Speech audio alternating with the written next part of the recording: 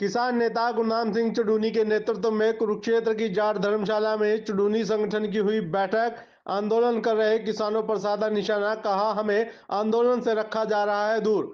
भारतीय किसान यूनियन चुडूनी के राष्ट्रीय अध्यक्ष गुरनाम सिंह चुडूनी के नेतृत्व में आज कुरुक्षेत्र की जाट धर्मशाला में बैठक हुई, जहां पूरे प्रदेश भर से चुडूनी संगठन के प्रतिनिधि पहुंचे।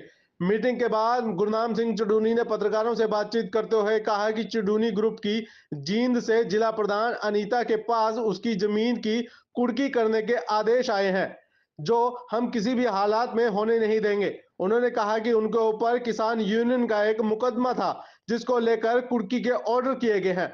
किसान आंदोलन को लेकर गुरनाम सिंह चुडूनी ने कहा कि आंदोलन कर रहे नेताओं ने साफ तौर पर कहा है कि जो किसान नेता आंदोलन से बाहर है, वह आंदोलन में किसी प्रकार की दखल अंदाजी ना करे।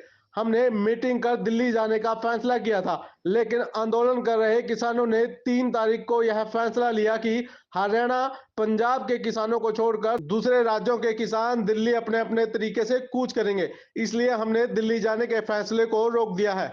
वहीं उन्होंने कहा कि सरकार ने किसानों पर एक और फरमान थोपने का काम किया है। उन्होंने कहा कि जो ट्रांसफार्मर किसानों के खेतों में रखे हैं, अगर वह खराब होते हैं तो किसानों से उन्हें ठीक करवाने का 20% लिया जाएगा। फिर तो साइड यही है।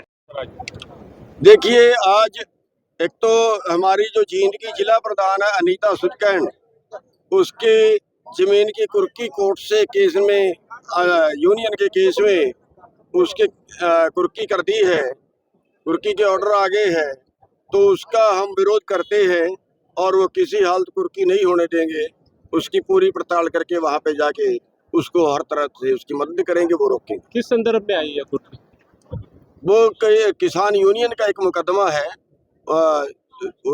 टोल रोकने का है, उसमें उसकी कुर्की आई है, जबकि उसके पास कोई नोटिस पेश होने का नहीं आया। कोई उसको ये नहीं पता कि मेरा चलान कोर्ट में है, और सीधी उसकी जमीन की कुर्की आई है, जो बिल्कुल गैर कानूनी भी है और बिल्कुल अनर्थ भी है। आंदोलन को लेकर दूसरा आंदोलन को लेके ये है कि हम आंदोलन के साथ हैं। जैसे कोई अगली कॉलें आएंगी, उनके हिसाब से आंदोलन में निर्णय लिया जाएगा, क्योंकि फिलहाल वो उनके जो बयान है वो ये है कि जो संगठन आंदोलन में नहीं है वो सीधा दखल अंदाजी आंदोलन में ना करे, ऐसा उनकी तरफ से है। और हमने प्रोग्राम बनाया था दिल्ली चलने का, हमारी कोर कमेटी की मीटिंग कई दिन पहले हुई थी, तो हमने ये सोचा था कि हम 5 तारीख की पंचायत मीटिंग बुला के और आगे कोई तारीख दें वहाँ पे चलने की, लेकिन उन्होंने जो घोषणा 3 तारीख को की है वो ये की है कि हरियाणा पंजाब को छोड़ के बाकी के जो प्रदेश है वो दिल्ली जो है वो पैदल आया। खोल दिया गया जी, शंभू बॉर्डर भी खोल दिया गया है, आवाजाही शुरू होगी है वहाँ पे। नहीं, शंभू बॉर्डर पे आवाजाही नहीं शुरू होगी, चंडीगढ़ की तरफ, वो चंडीगढ़ वाला रोड है, शंभू बॉर्डर वाला नहीं। आप कल उन्होंने ऐलान कर रखा है, उसमें क्या रहेगा आपका? देखिए, कल का जो उनका ऐलान है वो तो हरियाणा पंजाब को छोड़ के है ना, जो बाकी स्टेट है वो वहाँ पे आएंगे जिस तरीके की उनकी कॉल है। और एक जो है यहाँ पे जो ट्रांसफार्म जल जाते हैं, हरियाणा सरकार ने उनका 20% जो है वो किसानों पे लगा दिया है, जिसका हम विरोध करते हैं। वो बिल्कुल गलत है, सरकार को अपना फैसला तुरंत वापस लेना चाहिए। ट्रांसफार्म सरकार का है, पैसे हमारे से वसूलते हैं, गलती उनकी में जलेगा। ठीक। और एक जो है बहुत जगह पे फसल खराब हुई है, ओले पड़े हैं, उसमें हम सरकार से मांग करते हैं कि तुरंत स्पेशल गिरदावरी करवाएं और 40,000 रुपये प्रति एकड़ का मुआवजा किसानों को दें। तो ये फैसले आज के मुख्य जो है वो ये फैसले हुए हैं, और अगले फैसले लेने के लिए कोर कमेटी बना दी है। आंदोलन के बीच में अगर को तुरंत फैसला लेना पड़े तो कोर कमेटी ले सकती है। और इसके साथ आपने कहा कि जींद में कुछ लोग गिरफ्तार हैं, उनकी रिहाई के लिए उनकी जो है अक्षय नरवाल है और कुछ 2 लोग और हैं, तो वो कई दिन से गिरफ्तार हैं, उन पे 307 लगा दी गई है। तो उनकी हमने 7 तारीख की कॉल दी थी एसपी के घेराव की।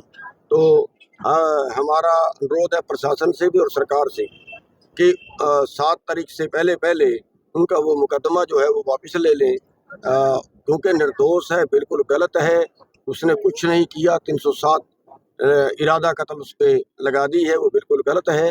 तो उस केस को समाप्त करें, और वरना फिर 7 तारीख को वहाँ पे जो है वो प्रदर्शन होगा। आप कह रहे थे हमारी मीटिंग हो रही है उन संगठनों के साथ, कुछ बात बनती नजर नहीं आई। कमेटी बनाई थी नहीं, कमेटी हमने बनाई थी, हम 11 लोग उस कमेटी में थे। और वो कमेटी जो है वो एसकेएम के जो लीडर हैं उनसे भी मिली थी। एसकेएम के जो 6 मेंबरी कमेटी है वो 6 बुलाए थे, लेकिन 2 आए थे, हमने 2 क्या कि अपनी बात रख दी थी, बाकी उन्होंने अपनी कमेटी में रखी है जाके।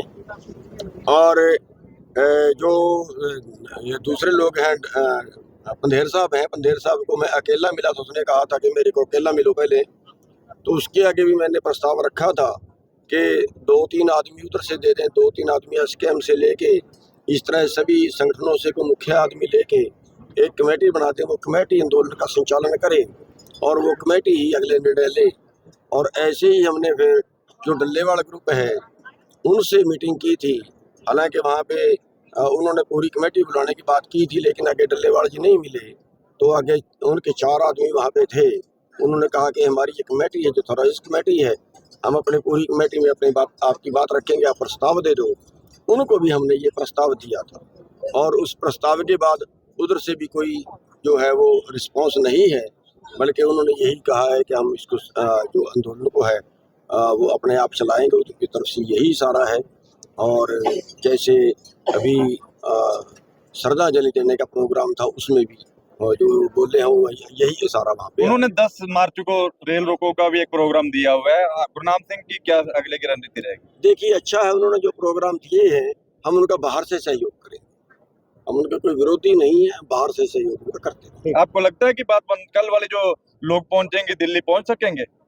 देखिए, हमें क्या लगता है, ये तो विश्लेषक तो आप लोग हैं। नहीं, आपकी क्या राय है? नहीं, राय नहीं, कौन सी स्टेट से ज्यादा लोग आ सकते?